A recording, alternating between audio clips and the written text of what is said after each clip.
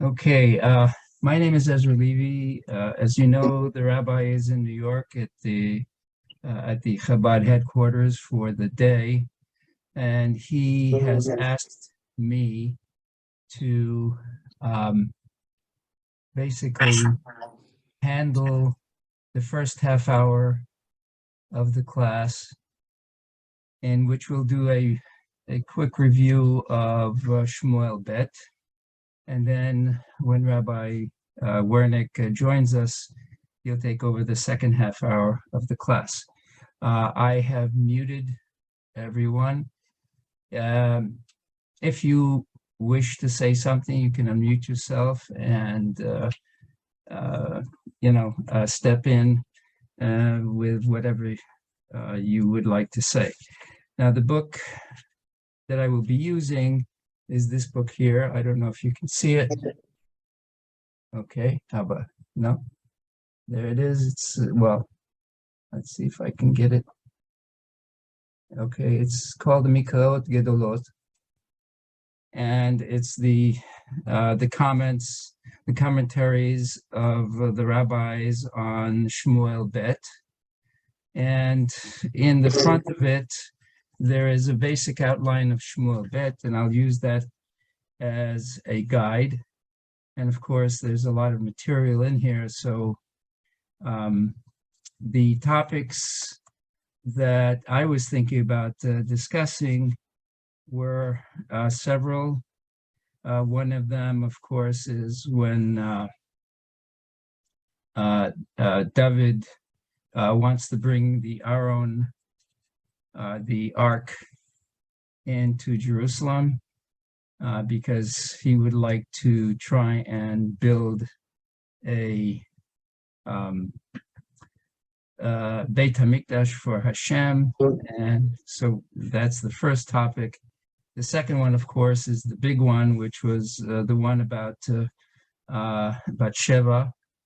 And the third one, which leads into the entire episode of Avshalom, is the rape of Tamar.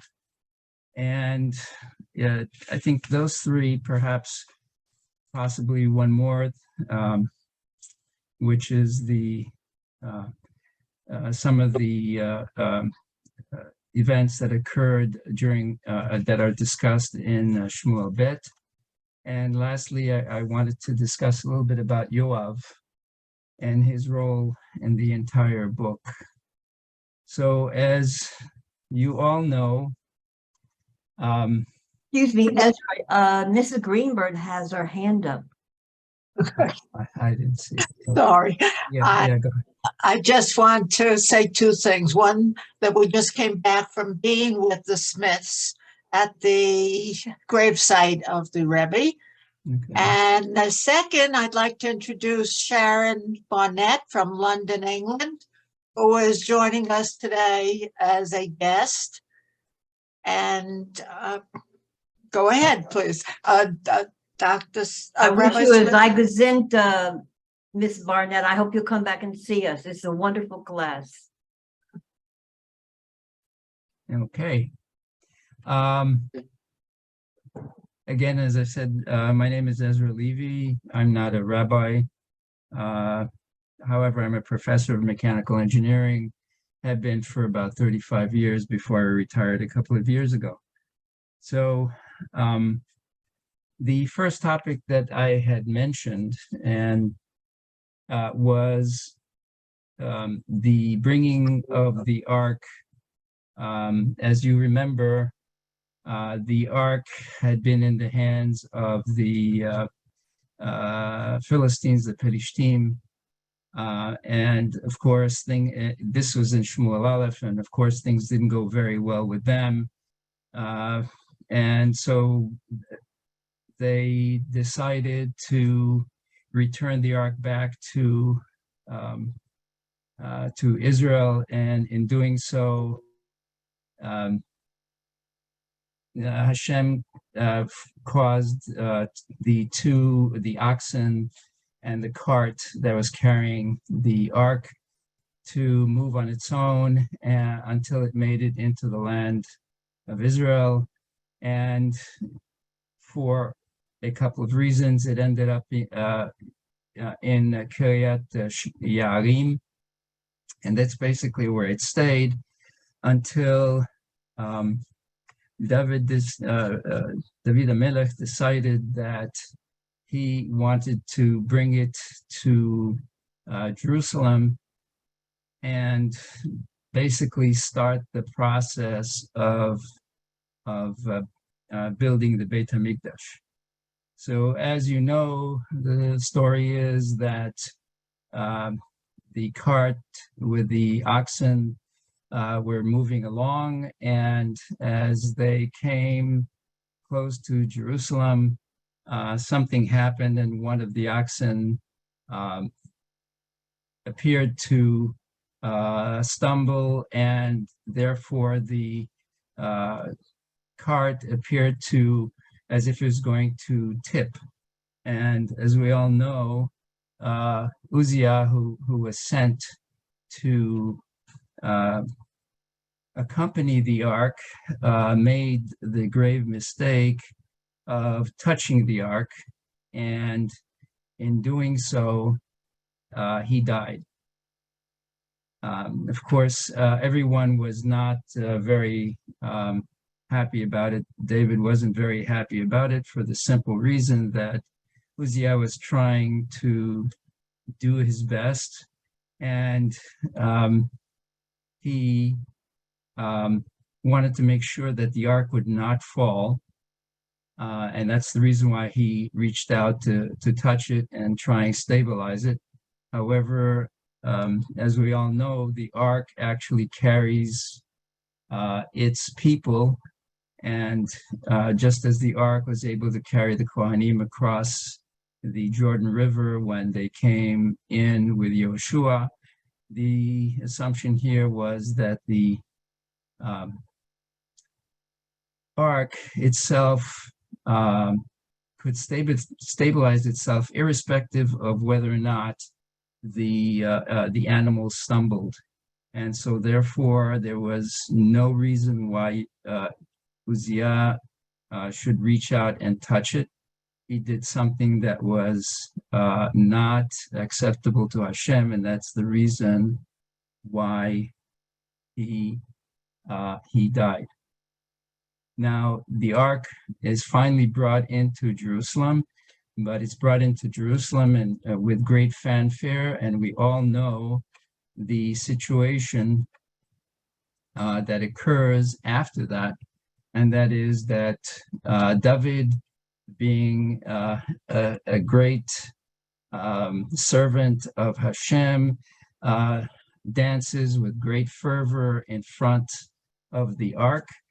And of course, who looks out the window but his wife Michal, and she proceeds to rebuke him because she doesn't believe that a king should act in that manner in front, Befar Hesia, out in public. And David's response is very simply, I was appointed to replace your father, and in doing so, I am thanking Hashem for all the goodness that he has provided me, and because of that, I am doing what I believe is correct in front of Hashem, and that is to show great joy before him. And one of the last things that happens because of all of this is that we are told that she would no longer have any children.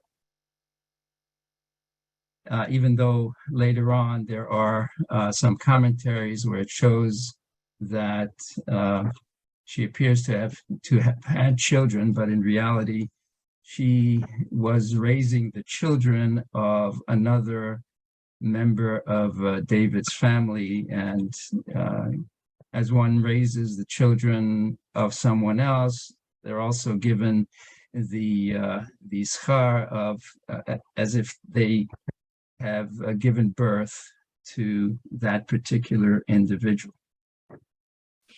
Now, here we're talking about what appears in chapter 6, and now we go to chapter 7. Chapter 7, basically, David wants to build a temple to Hashem because he doesn't feel it is correct that an individual or that Hashem should have no place to rest. And so he asks Hashem for permission to build the temple. And Hashem's response is basically, you have blood on your hands. Your job has been to consolidate the tribes and to create the nation of Israel. And because of the fact that you have blood on your hands, you're not the proper individual to build the temple. However, I will have your successor build the temple instead. Now, this goes along with the fact that if you remember, when the Mishkan was created, we were told that there was a ramp that was created to go up to the altar, and the altar itself, or that ramp could not be created using any metal utensils, because metal itself could be used as a utensil of war. Therefore, in that particular situation, what happened was that in the spirit of that, this is the reason why I believe that just like a utensil could not be used to create any part of any utensils of war could create the ramp that would lead to the altar. Here we're being told the same thing about David. Okay, so let me mute people because I'm hearing some background noise. Okay. All right, so the King David is very, very understanding, and he praises Hashem because he understands that even though he may not be able to build it, Hashem is giving him the knowledge that at some future point in time, one of his successors, as we know, is Shlomo, will be the one to create the Beit HaMikdash. Now, later on, starting with chapter 11 and continuing through, and actually it goes into the episode of Avshalom. We're basically told that David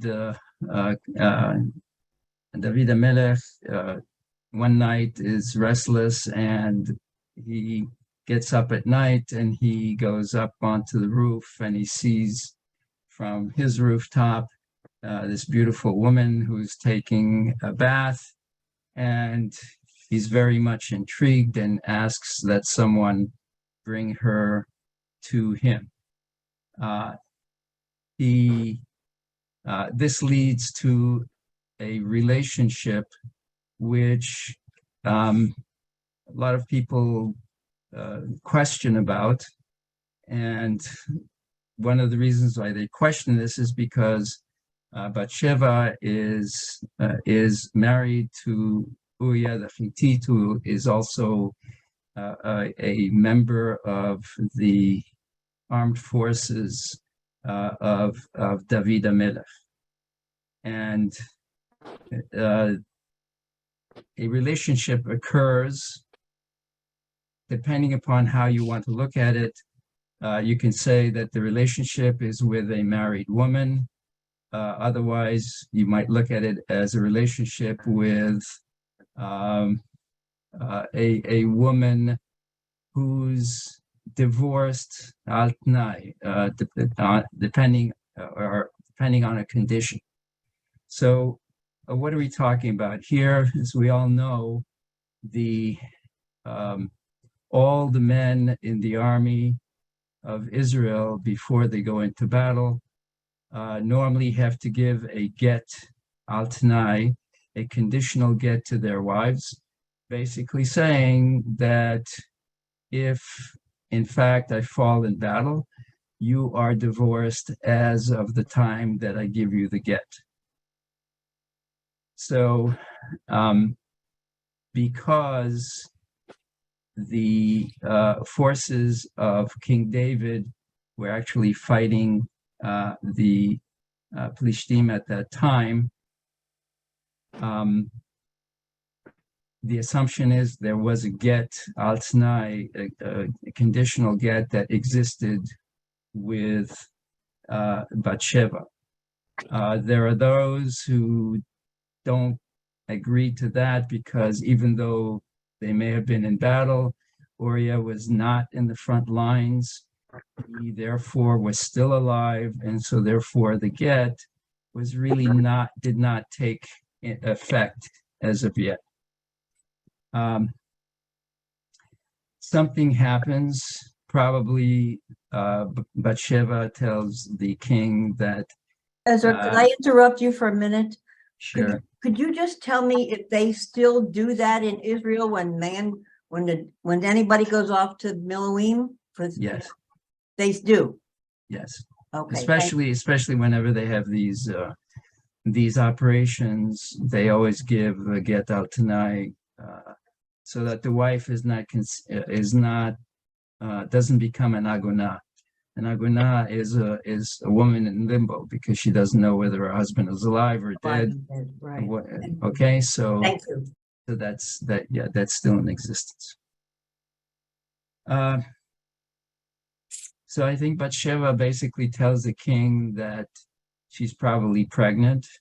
And so the king, trying to get around this situation, tries to have Uriah sent back to be with his wife at least one night, so that if a child is born, then they can always claim that the child was Uriah's and not the king's.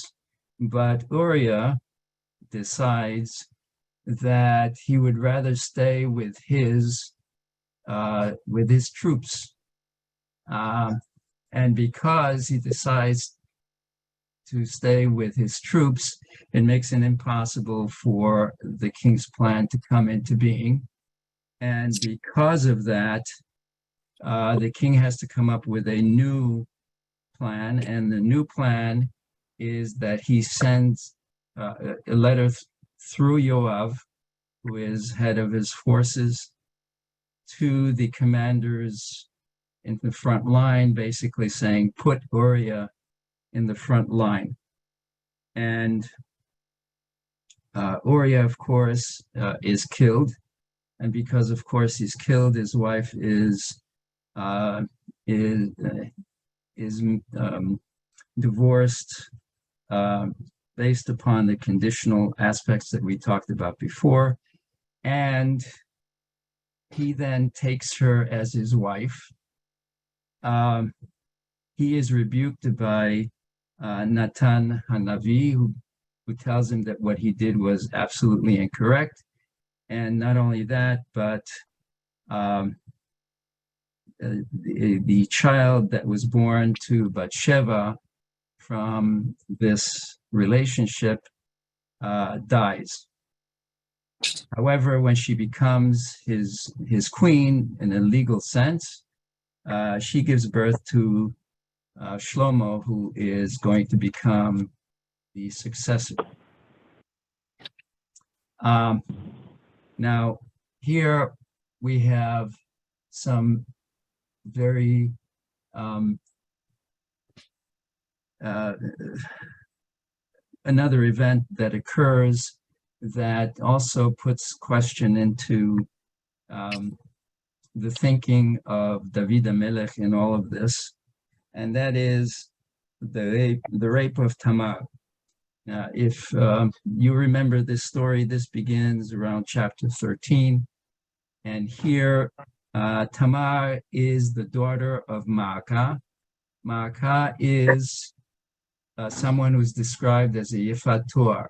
Yifat Torah is normally a term that we use for a captive, a beautiful captive of a war, which King David was involved in. And sometimes people, because of the heat of the moment and the battle and everything else, they become attracted to these beautiful women. And the Torah even mentioned this, and they say, that's fine, you can take this woman, but you have to do all kinds of things before she can then become your wife.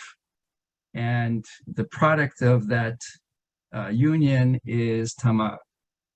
Now, as we know, David had other wives, and he had another son by one of his other wives, who was a legitimate son by the name of Amnon, and Amnon is taken by Tamar to the point that he can't sleep, he can't eat, can't do anything.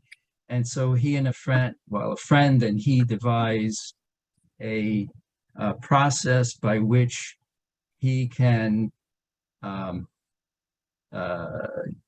get closer to Tamar. And he feigns being sick, and she comes to, he asks that she come and she take care of him. And he, in the process, overpowers her, and basically he rapes her. And now, having had his way, he decides that he no longer wants her. And she, in all this time, has been trying to push him away, and he refuses to listen. Now, Avshalom happens to be the brother of Tamar, but Avshalom was born after Maacah had gone through the process of becoming a legal wife of the king after she was Yifat Torah, and he finds absurd the fact that the king has not done anything to punish Amnon for his behavior. And so what does he do? He comes along and he decides that he is going to set up some kind of a party, luring Amnon to the party, and he proceeds to kill him as a revenge of what he had done to Tamar. Now, because of this, he flees to Geshur, which is another kingdom not that far away from Israel, and he stays there. David is not very happy with what has happened, because now one of his sons is killed. Originally, he was told that all of the people that had gone to the party, which were all members of his family, all of them were killed, but he was told afterwards that only Amnon was the one that was killed. And so, yeah, he's not very happy about the situation. 2 years pass, and what occurs is Yoav now gets involved again, trying to bring sort of quote unquote rehabilitate Avshalom into the situation.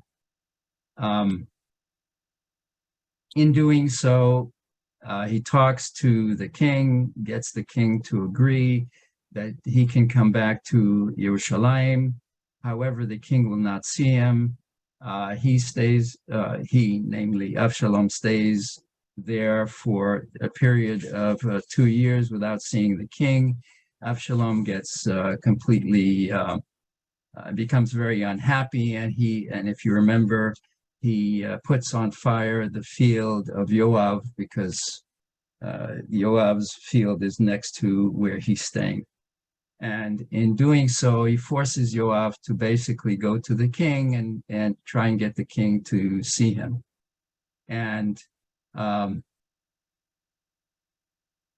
David accepts that.